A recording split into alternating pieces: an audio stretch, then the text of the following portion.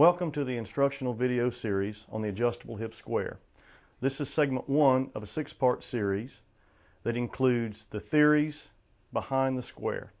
Segment 2 demonstrates how to calculate your plan. Segment 3 will deal with how to lay out and cut a hip rafter. Segment 4 will deal with how to lay out and cut a valley rafter.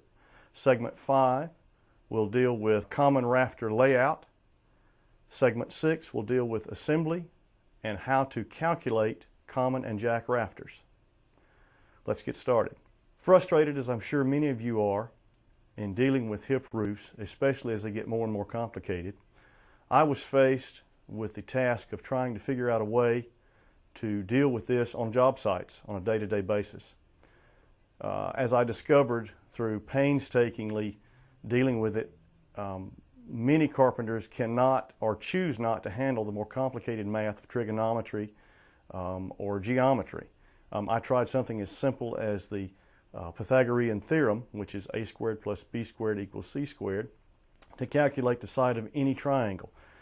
They were frustrated. So I stumbled across something that has been around for decades called the Rule of 17. Using this information, I extrapolated from that to construct the adjustable hip square. Essentially, all it is a ratio, a very simple ratio, between the secant line that divides two perpendicular walls.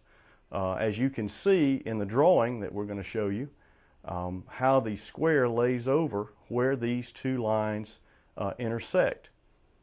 If you look at this drawing, you'll see when I set the square on the drawing, the scale on the bottom corresponds to the dimensions noted on these two perpendicular lines when the square bisects the 90-degree angle.